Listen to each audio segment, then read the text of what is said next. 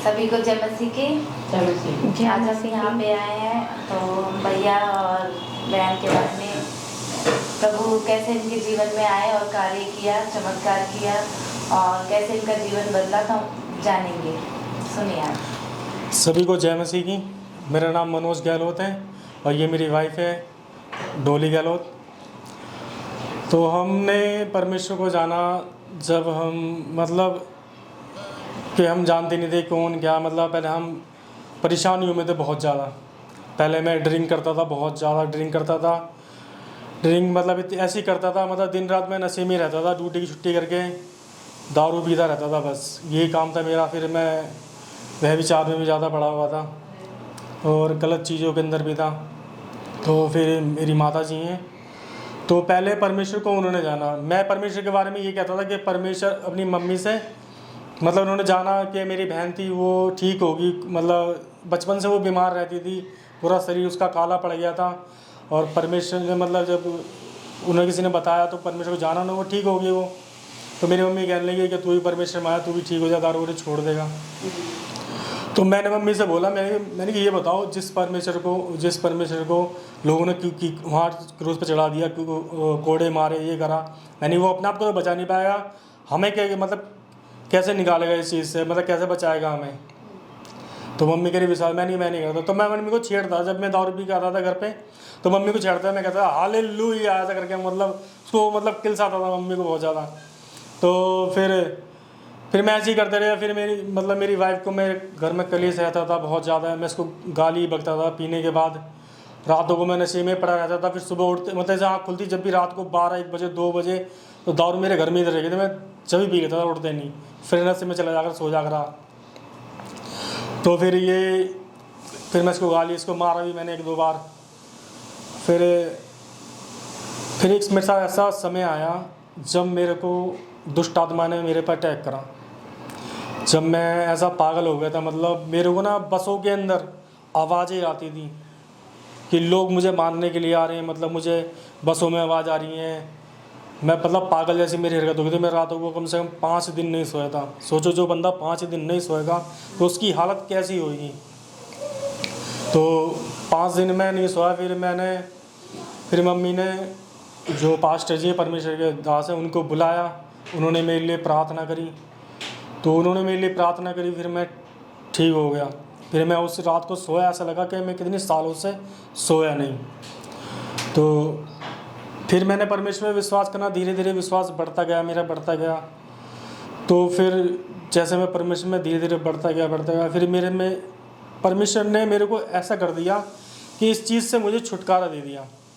मैं धीरे धीरे छोड़ता गया, एकदम छुटी नहीं। फिर धीरे धीरे परमेश्वर ने अंदर कार्य करा परमेश्वर ने। फिर मैं छोड़ता गया, छूट गई परमेश्वर ने। फिर मैं परमेश्वर की प्रार्थना करने लगा, परमेश्वर को महिमा देने लगा। फिर मैं जानवर से इंसान बन गया। परमेश्वर ने मेरे जीवन में इतना कार्य करे। मैं सच बता रहा हूँ आपको मेरे भाइयों बहनों कि मैं ऐसा पागल हो गया था। शायद अगर मुझे पास्टर जी ठीक करने, प्रार्थना करने नहीं आते तो शायद मैं अस्पताल में पहुँच चुका होता, किसी पागल खाने में पड़ा होता। तो ये मेरी वाइफ है। हमने बपतिस्मा भी लिया, सब कुछ लिया, परमेश्वर को जाना। लेकिन ये परमेश्वर बपतिस्मा लेने के बाद परमेश्वर में नहीं आई। तो मैं से ये कहता था, मैंने कि तू परमेश्वर को नहीं मानती, तूने हर चीज़ परमेश्वर को जाना कि मैं कैसा पागल था। रातों को नींद नहीं आती थी मुझे, मेरी आंखें ऐसी हुई थी ऐसे पत्थर होता है, ऐसा बिल्कुल एकदम नींद नहीं आती थी। तो फिर ये नहीं आती थी। मैं इसके लिए परमेश्वर से प्रार्थना करता था कि पास्टर जी बताया आप अपनी वाइफ के लिए प्रार्थना करो कि परमेश्वर का वचन कहता है कि तुम अपनी पत्नी के लिए प्रार्थना करो तो परमेश्वर उसे खींच के लाएगा तुम्हारे लिए। तो मैं ऐसे ही करा, मैं इसके लिए प्रार्थना डेली घुटने लगे प्रार्थना करते रहा। फिर परमेश्वर एक दिन इसको भी छुआ, उसे भी चंगा गया परमेश्वर ने। और सब में अहम गवाही हमारी ये, शादी को 5वें साल लग चुकी है। कोई आशीष नहीं थी, ना हमने कोई दवाई खाई ना कुछ खाई। परमेश्वर ने आशीष दी थी हमें, लेकिन वो शायद हमारी गलती की वजह से, या शैतान नहीं चाहता कि हमारे जीवन में ऐसे घुस जाए। लेकिन परमेश्वर ने हमसे वादा करा वो आशीष वो दोबारा देगा। तो हमने किसी से कोई इलाज नहीं करवाया, कुछ नहीं करवाया, परमेश्वर ने कार्य करा। तो आपको पास्टर जी ने जब वचन सुनाया था तो बहन जब विश्वास में आ गई थी जी, एक साथ ही आप विश्वास में आए दोनों जने? नहीं, पहले मैं ही आया था विश्वास में, बाद में ही आई थी। अच्छा, हाँ। और जब बहन 32वां ले लिया था 1 साल तक, फिर चर्च नहीं गए? नहीं, 1 साल तक चर्च नहीं। बहन क्यों नहीं आप चर्च गए जब विश्वास किया मन आपने? नहीं करता था, बिल्कुल भी मन ही नहीं होता था। और मेरी सास बुलाती थी नीचे पास्टर जी और सिस्टर को, तो मैं कभी प्रार्थना में मतलब आती ही नहीं थी। मन मेरा ऐसा हो जाता था जैसे पास्टर जी और सिस्टर आते थे कि पता नहीं घर में कौन आ गया, मतलब बहुत अजीब लगता था, बहुत बुरा लगता था, अच्छा नहीं लगता था। पर परमेश्वर का धन्यवाद करती हूँ, परमेश्वर ने मेरे को दोबारा भवन में लाया परमेश्वर, और मेरे जीवन में बड़े बड़े कार्य भी हुए। मैं परमेश्वर का धन्यवाद करती हूँ। और एक छोटी सी टेस्टमनी और देता हूँ अपनी वाइफ की। मैं, मेरी वाइफ के अंदर भी कुछ मतलब दुष्ट आत्माएं थी जो मतलब रातों को चिल्लाती थी बहुत ज़्यादा।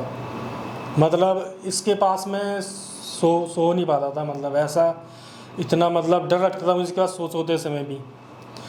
लेकिन परमेश्वर ने मुझसे बोला कि तू सोच क्या, इसके लिए प्रार्थना कर। और मैंने इसके लिए प्रार्थना करी, सब कुछ करा, पास्टर जी ने प्रार्थना करी, परमेश्वर छूकर से चंगा करा। और फिर जब मैं परमेश्वर को जब अच्छी तरह जान गया, हर चीज़ को जान गया, गाइस मैं आपसे कह रहा हूँ कि आप ये गलती मत ना करना जो मैंने करी है, कि जिस परमेश्वर को क्रूस पर टांग दिया वो तुम्हारे लिए क्या करेगा, वो तुम्हारे लिए बहुत कुछ करेगा। मैं कह रहा हूँ वो सच्चा जिंदा खुदा है, क्योंकि उसने बोला तुम मुझ पर विश्वास करोगे तुम अनंत जीवन पाओगे। क्योंकि मेरी टेस्टमनी यही है, रियली से अपनी आत्माओं से कह रहा हूँ कि शायद मैं इस जगह खड़ा ना होता आज आपके सामने जो मैं गवाही दे रहा हूँ ये। तो आप सभी ने सुना और जाना होगा हमारा परमेश्वर कैसा जिंदा खुदा है। वो हमेशा अपने लोगों को ऊपर उठाता है, और चाहे हम दुख में हो चाहे परेशानी में हो, वो हमेशा हमारे साथ रहता है, वो हमारे साथ कभी नहीं छोड़ता। बस हमें प्रार्थना करनी है और परमेश्वर का वचन अपने साथ रखना है, और हमेशा लगे रहना है निरंतर प्रार्थना में, ताकि हम उसमें और आगे बढ़े। जय मसीह। जय मसीह। सभी को जय मसीह।